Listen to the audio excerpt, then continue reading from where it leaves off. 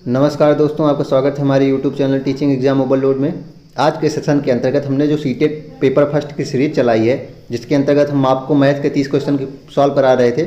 लेकिन आज क्योंकि संडे है तो आज हम आपको 60 क्वेश्चन का एक मॉक टेस्ट सॉल्व कराएंगे, जिसमें 30 क्वेश्चन होंगे जो CDP के होंगे, जो 27 जनवरी को पूछे गए थे, तथा 30 क्वेश्चन होंगे जो मैथ के होंगे उसी पेपर के 27 जनवरी 2023 का जो पेपर फर्स्ट हुआ था सीटेट का, उसके 30 क्वेश्चन CDP के और 30 क्वेश्चन मैथ के होंगे। तो चलिए सेशन शुरू करने से पहले एक रिक्वेस्ट है कि हमारे चैनल को लाइक करें और सब्सक्राइब करें।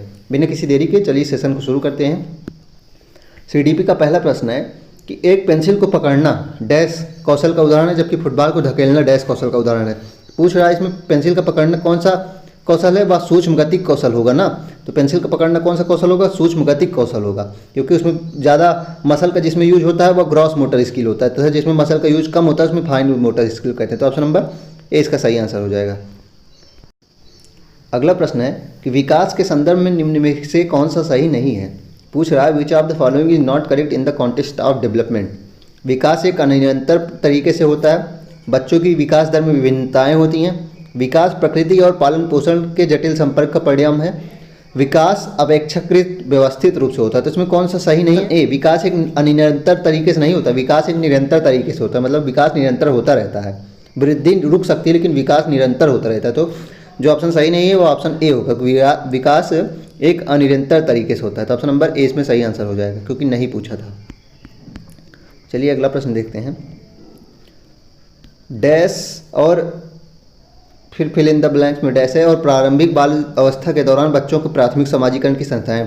तो प्राथमिक समाजीकरण क्या होता है, जो हमारे परिवार आदि से जो समाजीकरण होता है, जो हम पहली बार जो कुछ सीखते हैं वो प्राथमिक समाजीकरण का उदाहरण है, जैसे कि परिवार और पड़ोस। तो परिवार और पड़ोस जो है वह प्रारंभिक बाल्यावस्था के दौरान बच्चों के प्राथमिक समाजीकरण की संस्थाएं हैं। तो ऑप्शन नंबर डी इसका सही आंसर हो जाएगा।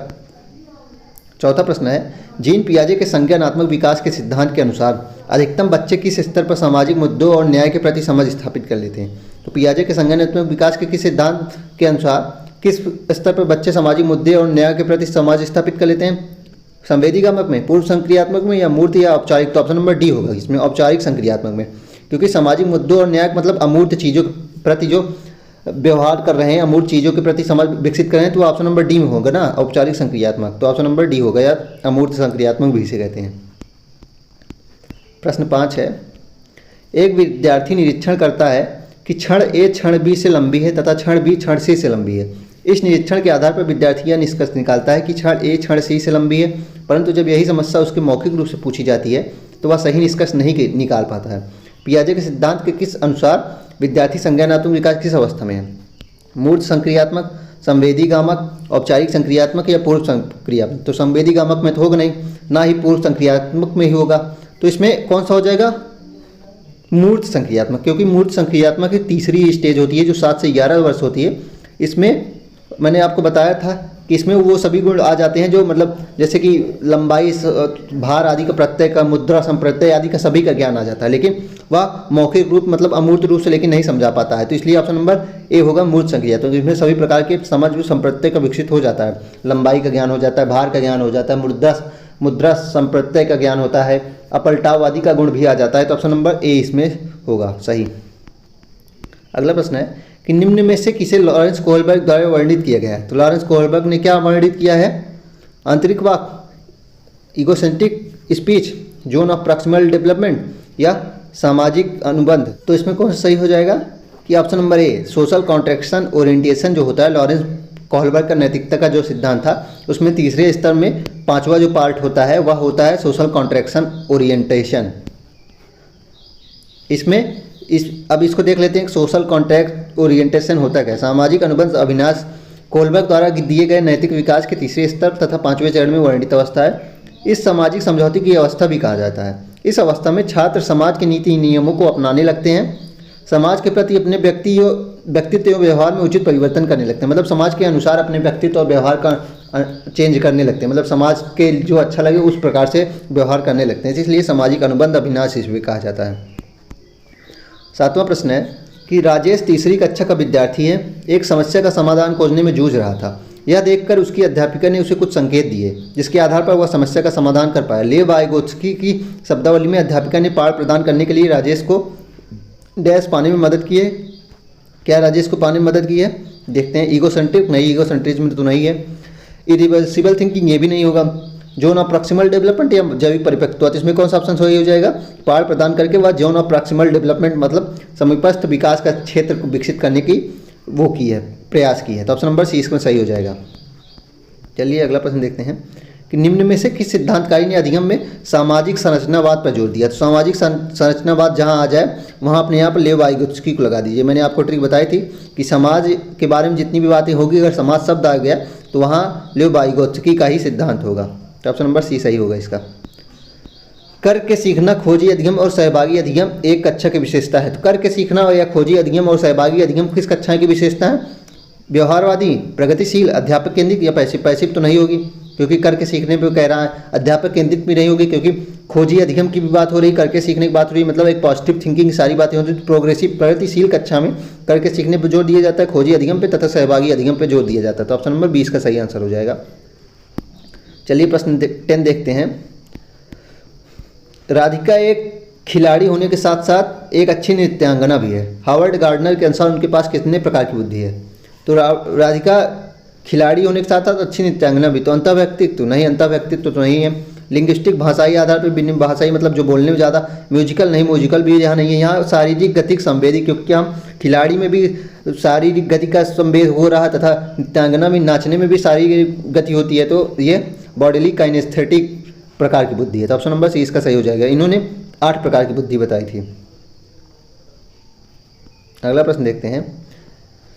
एनईपी 2020 के अनुसार प्राथमिक स्तर तक के बच्चों को शिक्षा के लिए डैश को प्राथमिकता दे। तो प्राथमिक स्तर के बच्चों में किस भाषा को प्राथमिकता देनी चाहिए? विदेशी भाषा के लिए नहीं, अंग्रेजी भाषा के लिए नहीं, केवल सांकेतिक भाषा, ये बिल्कुल नहीं होगा। तो ऑप्शन नंबर ए सही हो जाएगा कि प्राथमिक कक्षा के शिक्षा में मदर टंग या मातृभाषा को प्राथमिकता दी जानी चाहिए। निम्न में से कौन सा कथन लिंग रूढ़िवाद को दर्शाता है? तो लिंग जेंडर स्टीरियोटाइप को क्या दर्शा रहा है? लड़कियां लड़कों की तरह ही शैक्षिक क्षेत्र में सक्षम है, ये तो पॉजिटिव है।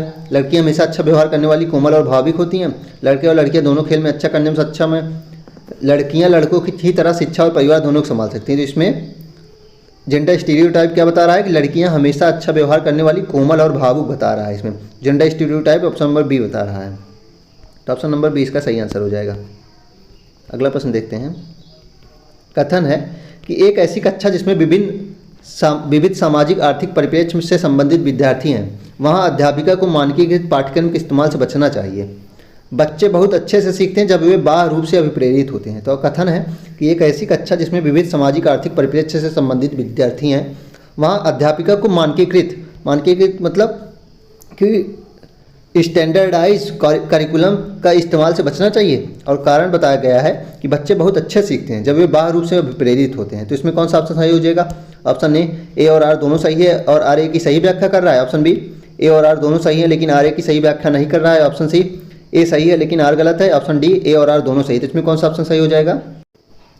तो इसमें जो कथन दिया गया था कि मानकीकृत पाठ्यक्रम के इस्तेमाल से बचना चाहिए, क्योंकि सभी विद्यार्थियों की आवश्यकताएं अलग होती हैं। तो मानकीकृत पाठ्यक्रम का होता है मतलब एक मानक स्टैंडर्ड बना दिया जाता है कि वह सब बच्चों के हिसाब से बनाया जाता है। लेकिन क्योंकि बच्चे विविध सामाजिक आर्थिक परिप्रेक्ष्य हैं तो सबको अलग अलग आवश्यकताएं होंगी, तो इसलिए मानकीकृत पाठ्यक्रम से बचना चाहिए, ये तो सही है। लेकिन बच्चे बहुत अच्छे से सीखते हैं जब बाह्य रूप से, यहाँ बाह्य रूप से नहीं आंतरिक रूप से होता तो अच्छा होता है। बच्चे आंतरिक रूप से जब प्रेरित होते हैं तब ज़्यादा अच्छे सीखते हैं, ना कि उन्हें गिफ्ट आदि टॉय आदि देख के प्रेरणा दी जाए तो उससे ज़्यादा अच्छे सही नहीं सीखता है। तो अब कथन ए सही है लेकिन आर गलत है। तो इसमें कौन सा ऑप्शन हो जाएगा?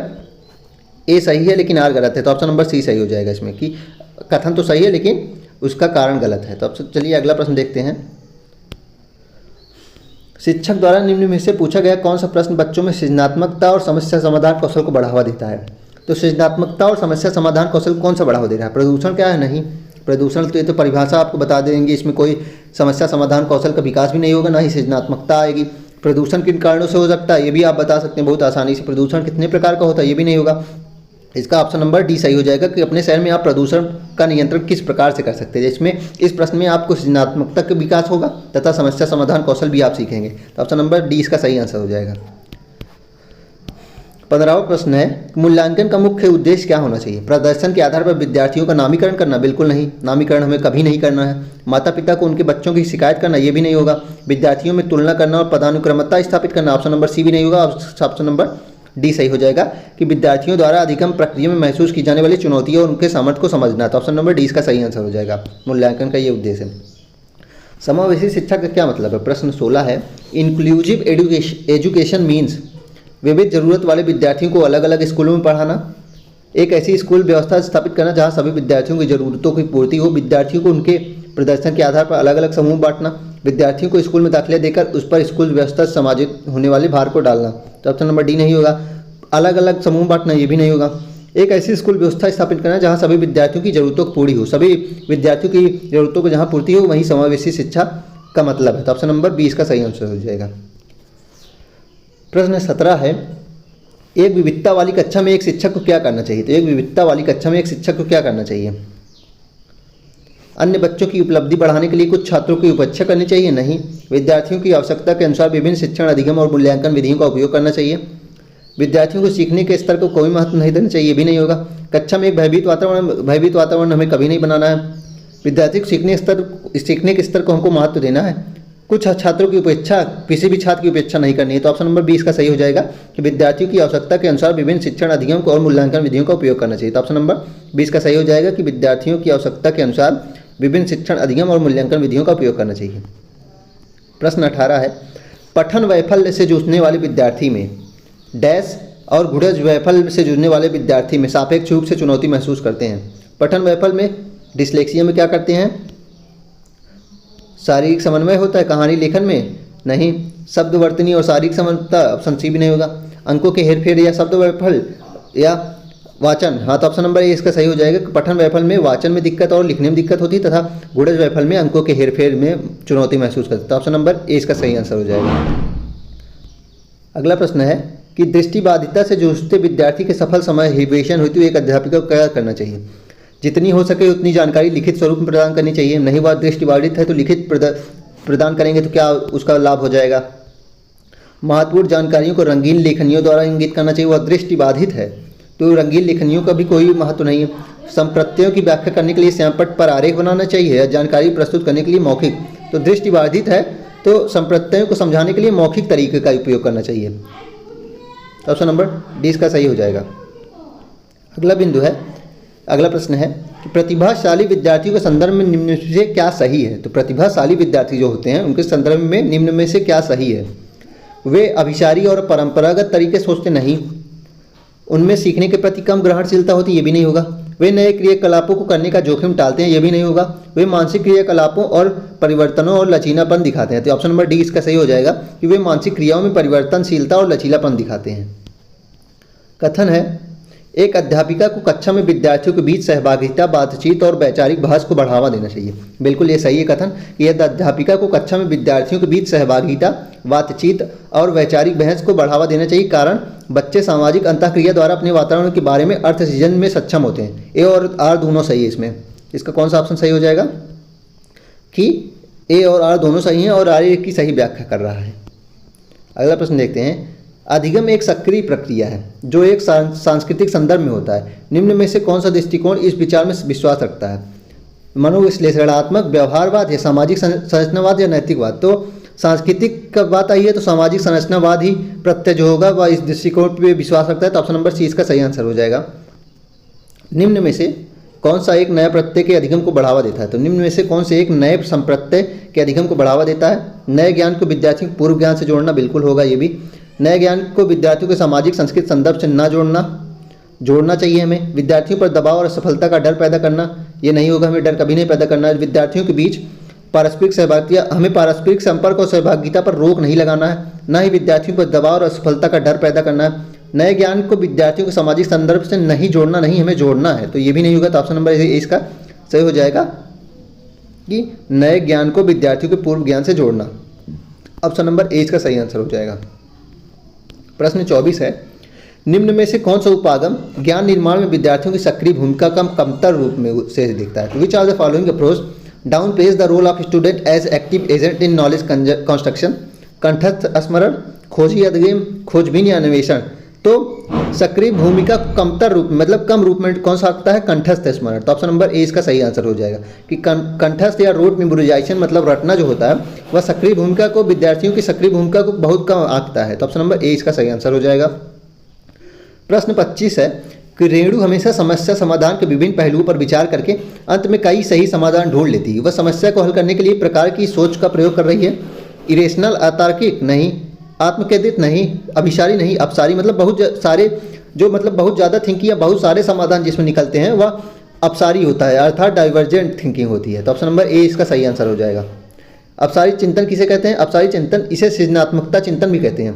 जब किसी व्यक्ति के सामने कोई समस्या रखी जाए तो वह व्यक्ति उस समस्या के समाधान के लिए अपनी कल्पना शक्ति का प्रयोग करता है तथा उस समस्या को एक से अधिक हल प्रस्तुत करता है। इसे ही अपसारी चिंतन कहते हैं।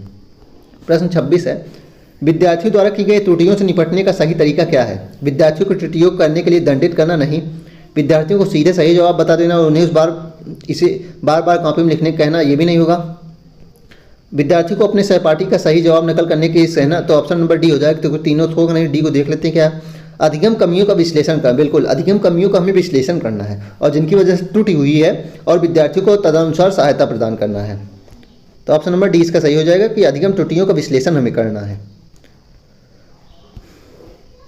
प्रश्न 27 है ऐसी स्थिति जब परिणाम अनिश्चित है लेकिन ध्यान असफलता पर है, विद्यार्थी निम्न में से किस संवेग का अनुभव करेगा? Which of the following emotion are student likely to experience when outcome is uncertain and focus on failure. मतलब जब आप असफलता का ध्यान रखते हैं तो आपको क्या आनंद मिलता है? नहीं। उम्मीद मिलती है या बोरियत होती? नहीं, आप दुश्चिंता में रहते हैं, एंग्जाइटी में रहते हैं। तो ऑप्शन नंबर 20 का सही आंसर हो जाएगा। प्रश्न 28 है विद्यार्थी को किस तरह के लक्ष्य निर्धारित करने के लिए प्रेरित करना चाहिए? महारत उन्मुखी, परफॉर्मेंस ओरिएंटेड या प्रदर्शन उन्मुखी, फेलियर एक्सेप्टिंग या मास्टरी महारत परिहारी। तो कौन सा हमें करना चाहिए? तो इसका ऑप्शन नंबर कौन सा ही हो जाएगा? हमें महारत उन्मुखी करना चाहिए। विद्यार्थियों को महारत उन्मुखी लक्ष्य निर्धारित के लिए प्रेरित करना चाहिए, मतलब हम जो कुछ भी सीख रहे हैं उसमें मास्टरी हमें आ जाए। तो ऑप्शन ए नंबर इसमें सही हो जाएगा, क्योंकि इन लक्ष्यों का उद्देश्य आत्म सुधार या कौशल विकसित द्वारा परिभाषित योग्यता के मानक को प्राप्त करना है। जो बालक निपुण लक्ष्य रखते हैं वे या तो कार्य से संबंधित हासिल करने का प्रयास करते हैं। तो ऑप्शन नंबर ए इसका सही आंसर। प्रश्न 29 है कि अपनी स्वयं की चिंतन प्रक्रिया को जांचने, मूल्यांकन करने तथा तदनुसार परिवर्तन करने की योग्यता क्या कहलाती है? तो अपने स्वयं की चिंतन प्रक्रिया क्या हो जाती है?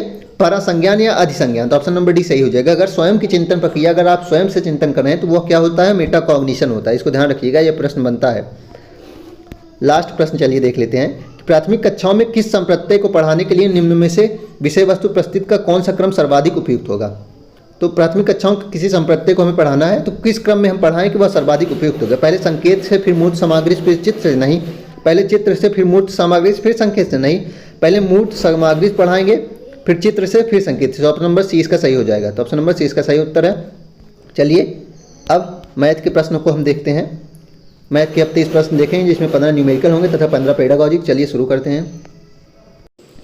प्रश्न 1 है 32 केलों को समान रूप से 6 बंदरों में बांटा गया, कितने केले शेष रह जाएंगे? मतलब 32 केले हैं, 6 बंदरों में बांटा गया तो 6 से 32 को भाग कर देंगे तो 6 पंचे 30 आ जाएगा। तो 5-5 केले 6 बंदरों को मिल गए, लेकिन कितने शेष बचे? 2 शेष, 2 केले जो बचे शेष बचे। तो ऑप्शन नंबर इसका शेष कितना हो जाएगा? Option number C 2। तो ऑप्शन नंबर सी इसका सही उत्तर हो जाएगा। प्रश्न 2 है यदि एक विद्यार्थी 2 अंकों की किसी संख्या को उस संख्या से जोड़ता है जो अंकों को पलटने से प्राप्त होती है, तो प्राप्त योगफल होगा 7 से विभाजित, 11 से विभाजित, 3 से विभाजित या 2 से विभाजित। तो मतलब कह रहा है यदि कोई 2 अंक की संख्या है, जैसे कि हमने ले लिए 12, तथा उस संख्या अंकों की किसी संख्या को उस संख्या से जोड़ता है जो अंकों पलटने से प्राप्त, तो 12 को हम पलटेंगे तो 21 प्राप्त हो जाएगा, 2 और 1। तो इसको जोड़ने से जो योगफल होगा वह किससे कटेगा? तो ऑप्शन नंबर डी इसका सही आंसर हो जाएगा कि वह 11 से भी कटेगा। इसको देख लेते हैं, जैसे 27 लिए हम, 72 हो गया, 7 2 9, 7 2 9, तो वह 3 से तो कट ही रहा है लेकिन 11 से भी कटा है। तो इसका दोनों आंसर सही है। ऑप्शन नंबर डी इसका सही है, इसमें बताया गया, लेकिन ऑप्शन नंबर बी भी इसका सही आंसर है। प्रश्न 3 है अम्मू की माँ ने कुछ जलेबियाँ बनाई, इनकी संख्या 50 से कम है। अम्मू ने देखा कि यदि इन्हें 2 या 3 या 7 व्यक्तियों को समान रूप से वितरित किया जाए तो कोई जलेबी शेष नहीं बचती। अब उन्हें इन जलेबियों को 5 व्यक्तियों में समान रूप से वितरित करना है, तो न्यूनतम कितनी जलेबियाँ शेष बचेंगी?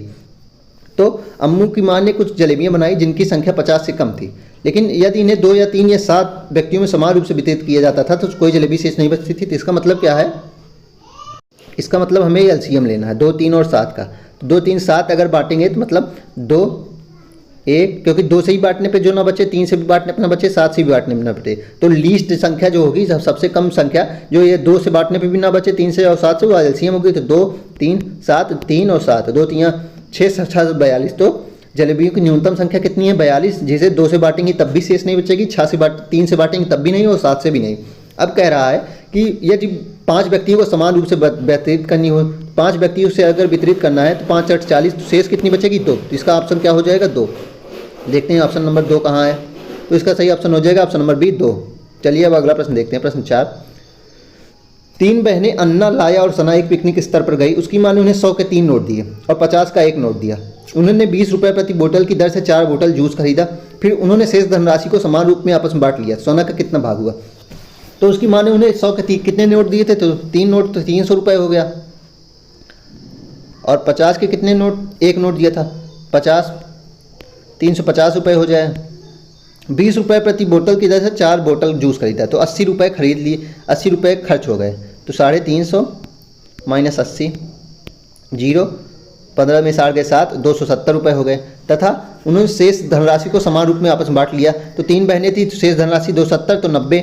तो उनके पास सना का कितना भाग हो जाएगा? 90 रुपये। तो 270 को 3 भाग में बांटेंगे, 90, 90 हो जाएगा, तो सबका 90 रुपये मिल जाएगा। तो ऑप्शन नंबर डी इसका सही आंसर हो जाएगा। प्रश्न 5 है, शिक्षक बोर्ड पर 2 प्रतिच्छेदी वृत्तों को खींचता है तो तथा नैना और राजुल इस प्रकार लिखने के लिए कहता है कि राजुल को एक वृत्त में 80 के सभी गुणनखंड लिखने हैं और नैना को दूसरे वृत्त में 110 के सभी गुणनखंड लिखने हैं। तो इन वृत्तों के उभयनिष्ठ भागों में सबसे बड़ी संख्या क्या आएगी? तो इसमें कह रहा है शिक्षक बोर्ड पर 2 प्रतिच्छेदी वृत्तों को खींचता है तथा नैना और राजुल से इस प्रकार लिखने के लिए कहता है कि राजुल का एक वृत्त 80 के सभी गुणनखंड लिखने का है तथा नैना के दूसरे वृत्त में 110 के, मतलब एक वृत्त में 80 के सभी गुणनखंड लिखने थे तथा दूसरे में 110 के सभी गुणनखंड। तो इसमें पूछ रहा है कि कौन से एक गुणनखंड सबसे बड़ा होगा जो दोनों में आएगा, मतलब दोनों वृत्तों में आ जाएगा। तो इसका गुणनखंड चलिए देख लेते हैं कौन सा होगा। तो इसमें हमें क्या करना, चलिए ऑप्शन देखते हैं कि सबसे बड़ी संख्या इसमें कौन सी ऑप्शन से इसको हम कर लेंगे। ऑप्शन चलिए देखते हैं। ऑप्शन है 2 या 10 या 5 या 20। तो ऑप्शन में जो सबसे बड़ी संख्या होगी तथा इन दोनों से कटेगी वही उसका सबसे बड़ा गुणनखंड तथा वही उभयनिष्ठ होगा। 20 तो कटेगा नहीं 110 से। 10, हाँ जी बिल्कुल, 10 जो है वह 80 और 110 दोनों से कट जाएगा। तो इसका सबसे बड़ी संख्या जो दोनों में आएगी वह 10 है। देख लीजिए इसमें जैसे दिखाया गया है कि जो उभयनिष्ठ गुणनखंड है वो इतने 1 आया, 2 आया, 5 आया और 10, लेकिन सबसे बड़ा पूछा था 10 होगा। अगर पूछा होता कितने गुणनखंड होंगे तो 4 होते। तो ऑप्शन नंबर सी इसका सही आंसर हो जाएगा 10। प्रश्न 6 है, संख्या 27, 65, 78 में 7 के स्थानीय मानों का अंतर क्या होगा? तो देख लेते हैं। 7 लिखेंगे 1, 2, 3, 4 0 तथा 70 0, 10 में 7 गए 3, 9 तो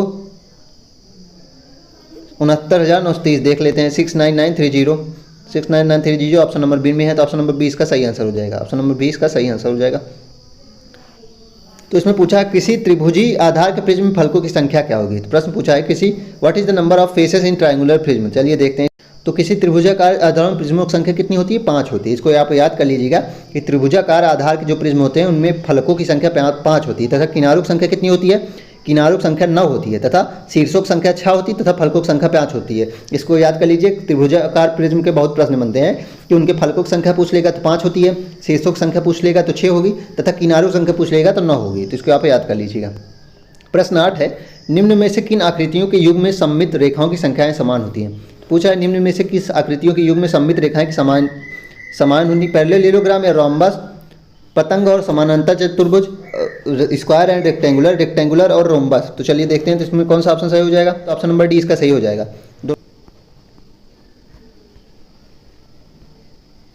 ये सममित रेखा बनाए हैं। वर्ग में 4 सममित रेखा होती हैं, आयत में 2 होती है, समचतुर्भुज में 2 होती है, समानांतर चतुर्भुज में रेखाएं नहीं होती, पतंग में एक भी नहीं होती रेखाएं सममित। प्रश्न 9 है कि किसी घड़ी में 7 बजने पर उसके घंटे और मिनट की सुइयों के बीच 2 कोणों की माप होती है। तो इसका फार्मूला क्या होता है कि हाफ 60h माइनस 11 यम। तो इसका फार्मूला होता है 60 जो घंटे की सुई हो उसको लिख दीजिए तथा 11 गुणा करके यम। और एक बात और इसमें इंपॉर्टेंट होती है, अगर जो वैल्यू है वह 180 ज़्यादा आती है तो हमें 360 से घटाना होता है। अगर 180 से कम आती है तो वैसे लिख देते हैं। चलिए इसको देखते हैं। हाफ 60 × 7 -11 इंटू 0, तो हाफ कट गया तो 30 इंटू 7 हो गया। 30 इंटू 7 कितना आया? 210 आ गया। तो 210 एक डिग्री आ गई, लेकिन ये 360 ज़्यादा है तो 360 घटाएंगे तो दूसरा आंसर आ जाएगा 360 माइनस 210, तो 0, 6 में से 1 गया 5, 3 में 2 गए 1, तो ऑप्शन नंबर सी इसका सही आंसर हो जाएगा 210 और 150। इसको आपको फिर से बता देते हैं, इसका रूल क्या है कि हाफ 60h ब्रैकेट में 60h माइनस 11 एच का मतलब जो घंटे की सुई हुई जहाँ उसको लिख दीजिए अर्थात 7, तथा यम का मतलब कि चूँकि 7 पूरे बज गए थे तो जो मिनट की सुई है वह 0 हो गई, तो मिनट 0 हो रहा होगा, तो 11 0 हो गया। और अगर वैल्यू 360 ज़्यादा आएगी तो 180 ज़्यादा आएगी तो 360 से घटा देंगे। तो इस प्रकार ऑप्शन नंबर सी इसका सही आंसर हो जाएगा। प्रश्न 10 है कि एक ऐसी आकृतियों को ढकने के लिए 1 सेंटीमीटर भुजा वाले वर्गाकार टिकटों की कितनी न्यूनतम संख्या की आवश्यकता होगी?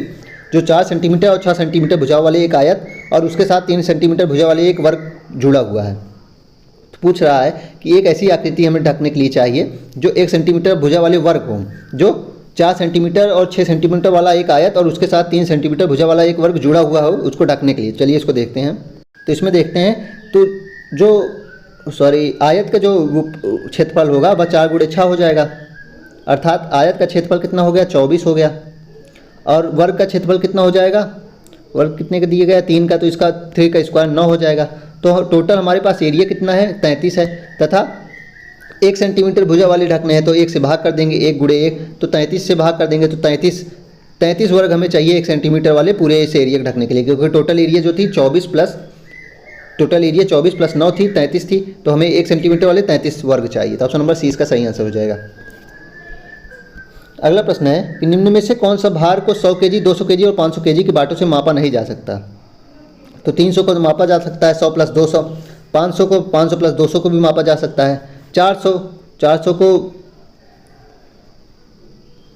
भी मापा जा सकता है, लेकिन 750 को नहीं मापा जा सकता। तो ऑप्शन नंबर डी इसका सही हो जाएगा। 400, अब आप प्रश्न कहेंगे 400 कैसे मापा जा सकता है? तो 500 को इस तरफ रख देंगे तथा इस तरफ जो सामान रखेंगे उसको रख देंगे, या 100 और रख देंगे, तो ये 100 घटाना पड़ेगा, तो 400 ऐसे नाप सकते हैं, लेकिन 750 को नहीं माप सकते। प्रश्न है कि किसी आयताकार खेत की लंबाई उसकी चौड़ाई की 6 गुनी है। यदि इस खेत की लंबाई 120 मीटर है तो खेत का परिमाप क्या होगा?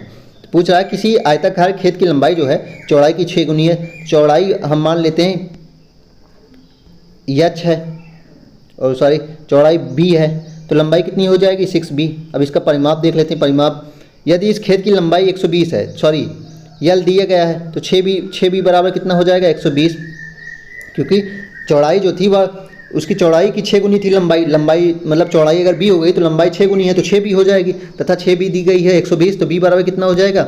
6 दूनी 12, 20 हो जाएगा। b बराबर 20 हो जाएगा, तथा अब इसका परिमाप पूछ रहा है तो 2l प्लस b पूछ रहा है।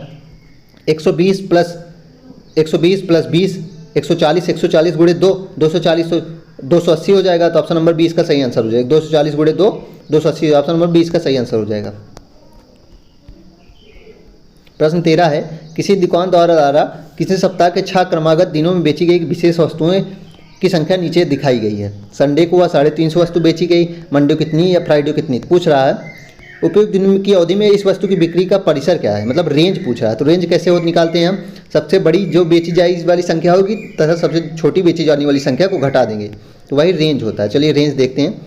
तो सबसे ज़्यादा बेची वाली संख्या कितनी है? 350 है, 350 तथा सबसे छोटी कितनी है? 120 है। 350 में से 120 घटा देते हैं, तो 0, 5 में 2 गए 3, 230। तो इसका रेंज जो निकला वह 230 था। तो ऑप्शन नंबर डी इसका सही उत्तर हो जाएगा।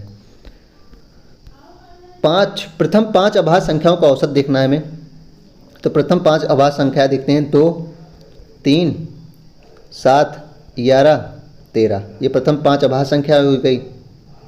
प्रथम 5 भाज्य संख्याएं पूछ रहा था। तो प्रथम 5 भाज्य संख्याएं देखते हैं। 4, 6, 8, 9 और 10। इसको जोड़ लेते हैं प्रथम 5 तथा 5 से भाग देंगे तो औसत निकल जाएगा।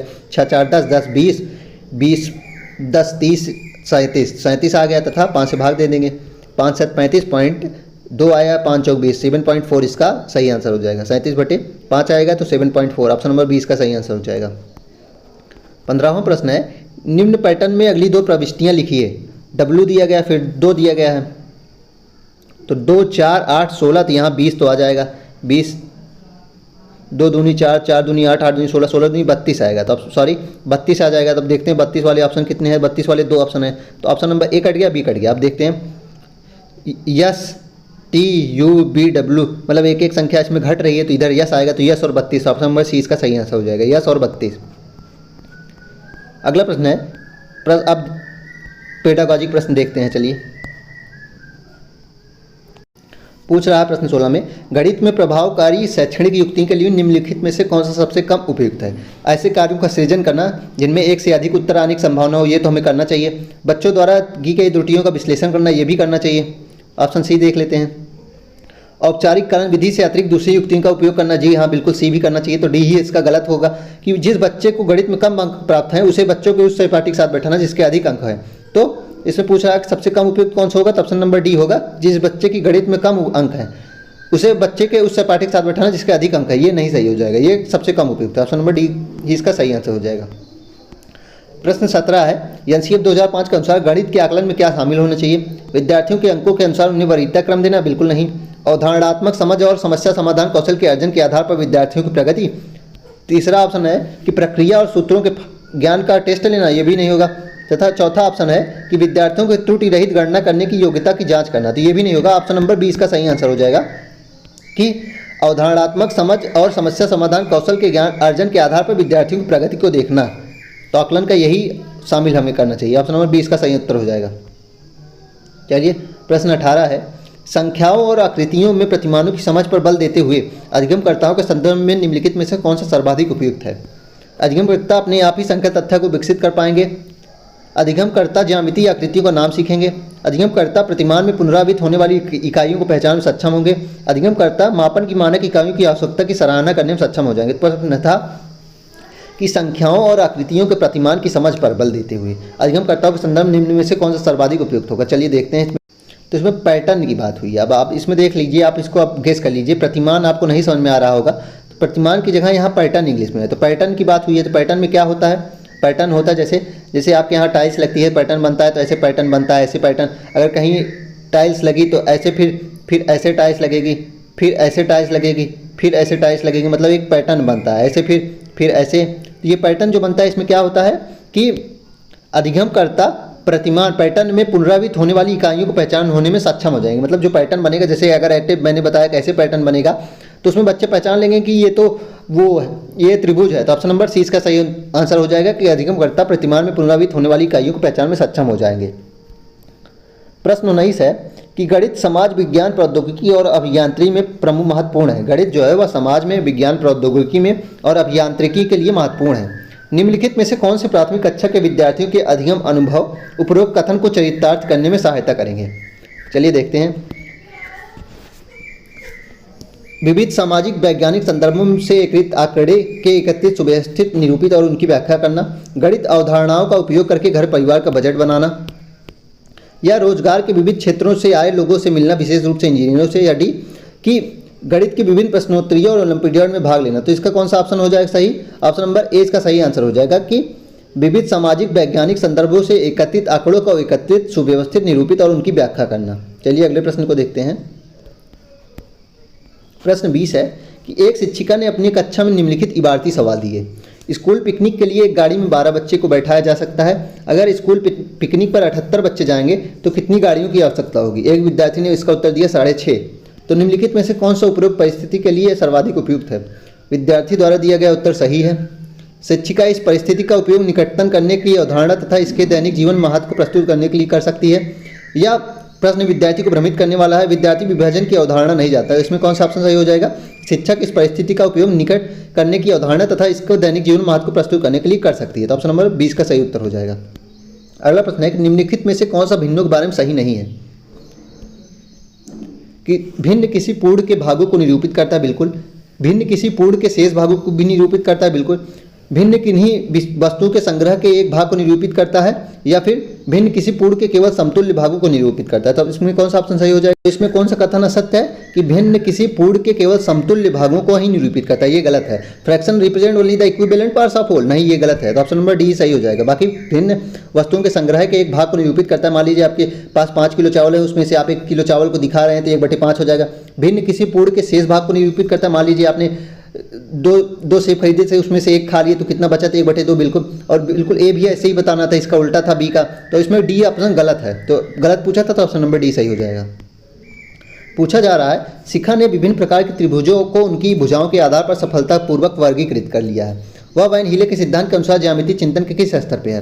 तो वह उनके भुजाओं के आधार पर वर्गीकरण कर पा रही है, तो वह किस पे है? तो ऑप्शन नंबर बी पे है, वह विश्लेषण कर पा रही है, जो लेवल 1 पे है वो। अगला प्रश्न है प्रश्न 23। अरुण समीकरण को हल खोजने में बहुत अच्छा है, पर समानता इबारती प्रश्नों का समाधान खोजने में कठिनाई का अनुभव करता है। अधिकांश समय वह पूछता है कि मुझे जोड़ना है या घटाना है, मुझे भाग करना है या गुणा। इस प्रकार के प्रश्न क्या सुझाते हैं?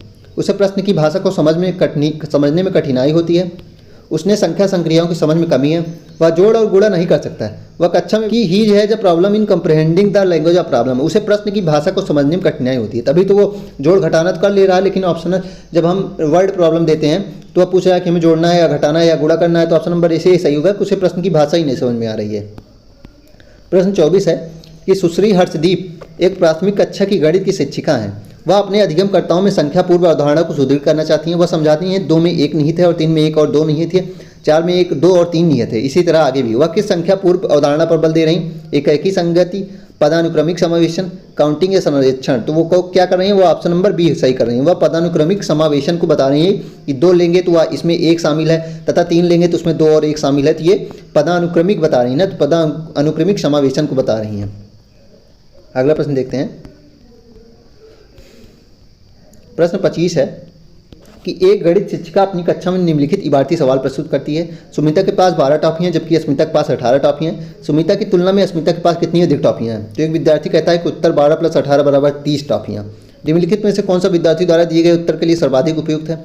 विद्यार्थी द्वारा दिया गया उत्तर सही है? नहीं। विद्यार्थी समस्या को समझ गया है, परंतु लापरवाही के कारण उसमें एक अभिकल्पनात्मक त्रुटि की है? नहीं। विद्यार्थी ने योग की संक्रिया को इबारती सवाल में संकेत शब्द अधिक के साथ संबंध कर दिया, या ऐसी गलतियां आम है क्योंकि इबारती सवाल को प्राथमिक कक्षाओं के अधिगमकर्ता द्वारा हल किया जाना बहुत कठिन है? ये भी नहीं होगा। उसमें विद्यार्थी ने क्या किया है? अधिक शब्द को देख के वह प्लस, मतलब अधिकतर प्लस में ही ऐड होता है, तो वह अधिक शब्द को देख के प्लस कर दिया, तो ऑप्शन नंबर सी इसका सही आंसर हो जाएगा। प्रश्न 26 है, एनसीएफ 2005 के अनुसार प्राथमिक स्तर पर गणित की एक शिक्षक की शिक्षा शास्त्रीय युक्तियों को केंद्रित होना चाहिए। कंठस्थ कराने पर बिल्कुल नहीं। बच्चों के अनुभव के आधार पर अवधारणात्मक को विकास करने में, सूत्रों को कंठस्थ कराने में, या फिर गणित की लिखित अभ्यास कराने में? तो लिखित अभ्यास नहीं कराना है, सूत्रों को कंठस्थ नहीं कराना है, ना ही कंठस्थ कराने पर ये भी नहीं कराएंगे, तो ऑप्शन बी कराना है कि बच्चों के अनुभवों के आधार पर हमें अवधारणाओं को विकसित करना है, उनके अनुभव के आधार पर। ऑप्शन नंबर बी सही हो जाएगा। हम गणित इसलिए पढ़ाते हैं क्योंकि इसमें अंतःनिष्ठ सरसता है, जो कि अधिगमकर्ता को हर्ष और आनंद प्रदान करता है। यह कथन उजागर करता है गणित के व्यवहारिक मान को, गणित के ज्ञान मीमांसात्मक मान को, गणित के प्राकृतिक मान को, या गणित के सौंदर्यपरक मान को। तो सरसता प्रदान करता है, तो यह सौंदर्यपरक मान की बात कर रही है, तो ऑप्शन नंबर डी इसका सही उत्तर हो जाएगा। प्रश्न 28 है कि एनईपी 2020 प्रस्तावित करती है कि 2025 तक प्राथमिक विद्यालयों में सार्वभौमिक बुनियादी साक्षरता और संख्यात्मक प्राप्त करने का सर्वोच्च प्राथमिकता प्रदान करती है। एनईपी 2020 के इस लक्ष्य को हासिल करने के लिए शिक्षा मंत्रालय भारत सरकार ने किस नामक परियोजना का मिशन आरंभ किया? निष्ठा का, निपुण भारत का, फैफलन का, या दीक्षा का? तो सार्वभौमिक बुनियादी साक्षरता और संख्यात्मकता प्राप्त करने के लिए हमें कौन सा मिशन स्टार्ट किया था एनईपी 2020 के अनुसार? निपुण भारत। निपुण भारत जो है वह सार्वभौमिक बुनियादी साक्षरता और संख्यात्मकता प्राप्त करने के लिए स्टार्ट किया गया था। ऑप्शन नंबर 20 का सही हो जाएगा। प्रश्न 29 है कि गुरविंदर अपनी कक्षा में विद्यार्थियों को नियमित रूप से टेस्ट लेता है और उनके अंकों की तुलना भी करता है। वह प्राप्त किए गए अंकों के आधार पर विद्यार्थियों को समूह बनाता है, जैसे कि औसत तक कम प्राप्त करने वाले, औसत से कम, औसत से अधिक प्राप्त करने वाले विद्यार्थी। यह किस प्रकार की मूल्यांकन है? मानदंड संदर्भित, फॉर्मेटिव, मानक संदर्भित, या पूर्वानुमानिक? तो ये ऑप्शन नंबर सी इसमें सही हो जाएगा कि ये मानक संदर्भित है। नॉर्म रिप्रेजेंट मतलब ये गलत भी है, मानक संदर्भित है, तो इसका ऑप्शन नंबर सी इसका सही हो जाएगा, मानक संदर्भित। जबकि फॉर्मेटिव क्या होता है? रचनात्मक, मतलब बच्चों को उसमें लेबलिंग नहीं करनी है। निम्नलिखित में से कौन सी गतिविधि अधिगमकर्ताओं में गणितीय भाषा और संप्रेषण को विकसित करने के लिए सबसे कम उपयुक्त है? बच्चों को समूह में गणितीय समस्याओं पर काम करने तथा कक्षा में अपने विचार को स्वतंत्र रूप से अभिव्यक्त करने का अवसर देना चाहिए, बिल्कुल। अंग्रेजी भाषा के शिक्षक को गणित में विशिष्ट रूप से उपयोग होने वाले शब्दों को सीखने में बच्चों की सहायता करने के लिए कहें। प्रतीक, चिन्हों, चित्रों आदि जैसे निरूपण के विभिन्न तरीकों का उपयोग करके इबारती सवालों को दोबारा व्यक्त करने में बच्चों का सहज सुगम बनाना, या जहाँ भी संभव हो विचारों और तर्क वितर्कों को संप्रेषित करने के लिए मानक गणितीय अंकों, चिन्हों के उपयोग हेतु परिस्थितियाँ उपलब्ध कराना। तो हमें क्या नहीं करना है सबसे कम? चलिए इसको देखते हैं क्या नहीं करना है। तो हमें जो सब इसमें सभी ऑप्शन तो ठीक लग रहे हैं, लेकिन जो सबसे कम उपयुक्त है कि अंग्रेजी भाषा के शिक्षक को गणित में विशिष्ट रूप से प्रयोग होने वाले शब्दों को सीखने में बच्चों की सहायता करने के लिए नहीं कहना चाहिए। तो ऑप्शन नंबर 20 में सही हो जाएगा, जो सबसे कम उपयुक्त है। चलिए आज के सेशन में इतना ही। आज हमने 60 क्वेश्चन के मॉक टेस्ट को सॉल्व किया, जिसमें 30 क्वेश्चन CDP के तथा 30 क्वेश्चन मैथ के थे। तो अब हम नेक्स्ट सेशन में किसी नए टॉपिक के साथ मिलेंगे। तब तक हमारे चैनल को लाइक करें, सब्सक्राइब करें। धन्यवाद।